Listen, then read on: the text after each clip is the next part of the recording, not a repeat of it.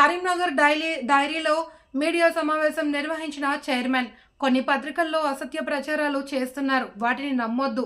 పాడి రైతులు అందరితో కలిసి ముందుకు తీసుకుపోయాను. ఈ డైరీ వల్ల ఎవరికి ఎలాంటి నష్టం వాటిల్లదు. కరీంనగర్ పట్టణ కేంద్రంలో విజయ డైరీ సినీ నడి ఒడ్డున ఉంది. పెద్ద పెద్ద మహానగరాల్లో కూడా డైరీలు సిటీ మధ్యలో ఉంటాయి. అక్కడ ఎక్కడా లేని నష్టం ఏమి ఉంటుందని వెల్లడించారు. పాల డైరీ వాళ్ళు ఎవరికి ఎలాంటి నష్టం వాటిల్లదని ఇప్పటికే అధికారులు స్పష్టం చేశారు. డైరీ వల్ల లక్షలాది కుటుంబాలకి ఉపాధి కల్పిస్తున్నామని చైర్మన్ వెల్లడించారు. డైరీ అనేది అక్కడ ఇప్పుడు ఎవరిని కూడా మనము ఏం చేయగలుగుతాం, అందరిని నమ్ముతాం కదా. ఇప్పుడు ఎవరైతే దాన్ని నడిపించి ఇప్పుడు మీరందరూ నన్ను నమ్ముతారు కదా. ఈ డైరీ నడిపిస్తున్నా కూడా మీరు అందరూ నన్ను నమ్ముతారు. నేను దొంగ తయారైతే ఎట్లా?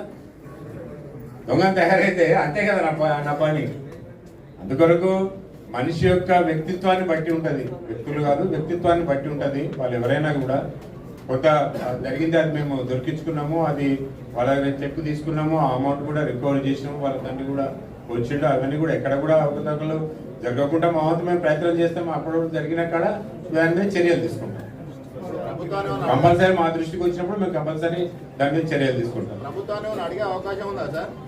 ప్రభుత్వానికంటే ఇప్పుడు మా ఎమ్మెల్యే ఆది శ్రీనివాస్ మా టెంపుల్ వెమ్లాడ టెంపుల్ ఉంది కనుక వాటికి నేను రిప్రజెంటేషన్ చేయడం జరిగింది. దాని తర్వాత ప్రిన్సిపల్ సెక్రటరీకి కూడా ఒక లెటర్ పంపించడం జరిగింది. మంత్రి గారు కొండ సురేఖ గారికి కూడా ఒక రిప్రజెంటేషన్ ఇవ్వడం జరిగింది. మా ప్రయత్నము పాటు చేస్తున్నాము. ఇక నిర్ణయం వాలేదు కదా, మనది కాదు కదా.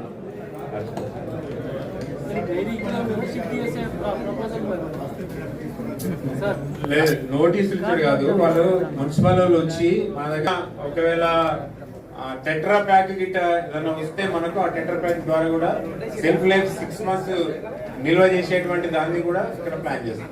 లాస్ట్ వన్ ఇప్పుడు ఇక్కడ మీరు అసలు ఒక పాల ప్యాకింగ్ లేదు, పెరుగు ప్యాకింగ్ లేదు, మొత్తం నుస్తులా చేస్తున్నామంటున్నారు. మరి ఇక్కడ ఎందుకు సార్ పొల్యూషన్, భూగర్భ జలాలు ఎందుకు పొల్యూట్ అవుతున్నాయి? అది జియాలజికల్ గా ఉంటుంది. అది ఈ నీళ్ళతోనే అయ్యేది కాదు కదా. ఇప్పుడు మా ఇంటి కాడ కూడా ఉన్నది, మా ఇంటి కాడ కూడా TDS అయ్యి ఉన్నది.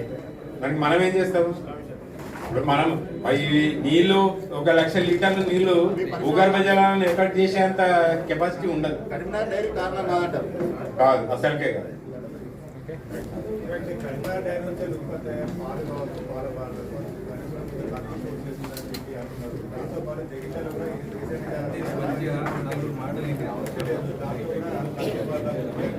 కల్తీ అనేది ఉండదు. వాళ్ళు జగిత్యాల వచ్చిన ఇష్యూ ఏంటంటే ఈ మిల్క్ కేకుల ఫంగస్ వచ్చింది అన్నారు. మిల్క్ కేకులు ఎటువంటి పరిస్థితి లోపల ఫంగస్ రాదు, ఎందుకంటే మిల్క్ కేకుల మైదా నెయ్యితో తయారు చేసి ఉంటుంది. మీరు ఫంగస్ కిట్ వస్తే మనం దిద్దుకోవడాలు రావాలి, అంతేగాని దానిలో రాదు. అది వాళ్ళు ఏమైనా ఫ్రిడ్జ్లో పెట్టి ఏదైనా చేసి ఓపెన్ చేసి పెట్టిందా తెలియదు. అటువంటిది ఉంటే ఆ బాయిలకెళ్ళి తీసుకొచ్చుకుంటారు. మిగతా బాయిలలో అన్ని ఉప్పు నీళ్ళు ఉంటాయి.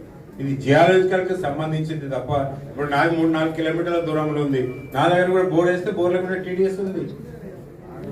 TDS అనేది మేము ఇచ్చేటువంటి ఒక ఈ 1 లక్ష లీటర్ల వాటర్ తోని పర్కులేట్ అయ్యి అక్కడ TDS పెరిగి ఖరాబ్ అయింది కాదు. నా గేటు కూడా పోయింది. నా గేటు కూడా ఐరన్ గేటు ఉన్నది. ఐరన్ గేటు మనకు రోజు నీళ్లు చల్లితే ఏమవుతుంది? తుప్పు పడుతుంది. అంతే తప్ప ఈ పొల్యూషన్ తోని ఖరాబ్ అయింది అనేది అది కరెక్ట్ కాదు. ఈ ఆరోపణలు సరే ఇటు వస్తున్నాయి, వాళ్ళు మీకు సమాధానం చెప్తున్నారు. లోపల ఏం జరుగుతుందో మరి మీడియా ఒకసారి చిత్రీకరించే అవకాశం తప్పనిసరి చూపిస్తాము. మీరు రండి, ఎప్పుడు వస్తారే మీకు అప్పుడు చూపిస్తాం. అన్ని చూపిస్తాం, ప్రతి ఒక్క పార్ట్ కూడా చూపిస్తాం. మిషనరీ చూపిస్తాము, నాణ్యత చూపిస్తాము. మీకు అక్కడ ట్రీట్మెంట్ ఏ విధంగా చేస్తారు వాటర్ది అనేది కూడా చూపిస్తాం. ETP ఎట్లా ఉంది? ETP మేము 12,000 లీటర్లు ఉన్నప్పుడు చిన్నగా ఉన్నటువంటి ఎఫ్లైట్ ట్రీట్మెంట్ ప్లాంట్ ఎట్లయితే పాలు పెరుగుతున్నాయో, ఎట్లయితే ప్రాసెసింగ్ చేస్తున్నామో దానికి అనుగుణంగా కూడా ETP ప్లాంట్ను ఎక్స్పాండ్ చేసినాము. అంతేగాని ఏదో పాతది అప్పుడు ఉన్నటువంటి ETP వీటికి యూజ్ చేస్తారని కాదు. ఎంత కెపాసిటీ ఉంటే కెపాసిటీ తగ్గట్టు కూడా ఎఫ్లైట్ ట్రీట్మెంట్ ప్లాంట్ ఉండాలి కంపల్సరీ, లేకుంటే కూడా నడవదు. మీరేమో ఇప్పటి వరకు డైరీని అబాస్పాలు చేస్తున్నారు, ఇది అది అంటున్నారు. నాణ్యత మీద కూడా అనేక అనుమానాలు వచ్చినాయి, నాణ్యత మీద కూడా రకరకాల ప్రచారాలు జరుగుతున్నాయి.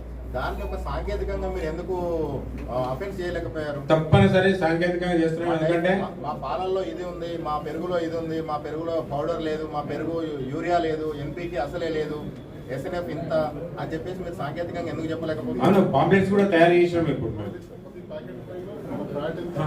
ఫ్యాట్ ఎస్ఎన్ఎఫ్ అనేది దానిలో ఉంటుంది.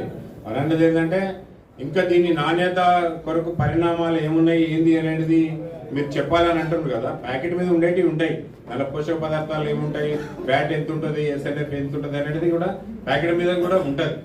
ప్యాకెట్ మీద ఉంటుంది. మీకు దానికి కావాల్సినటువంటి యొక్క ప్రాసెస్ ఏ విధంగా ఉంటుంది అనేది మేము తీసుకుపోయి కూడా చూపిస్తాం. మన జిల్లాలో ఉన్న ప్రభుత్వ సంస్థలు కావచ్చు, దేవాలయాలకు కావచ్చు, మీ పాలు తీసుకోకపోవడానికి కారణాలు ఏం చూపెట్టారు సార్ వాళ్ళు?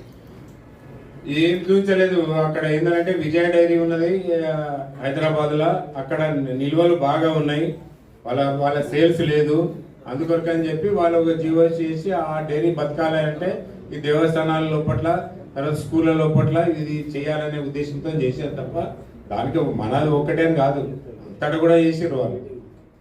అన్ని జిల్లాలకు అది వర్తింపజేశారు, ఒక మన కరీంనగర్కే కాదు, మొత్తం వాటికి కూడా వర్తింపజేశారు.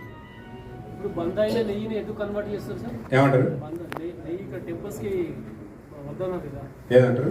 టెంపుల్స్ నుంచి ఆర్డర్స్ లేవు కదా సార్ ఇప్పుడు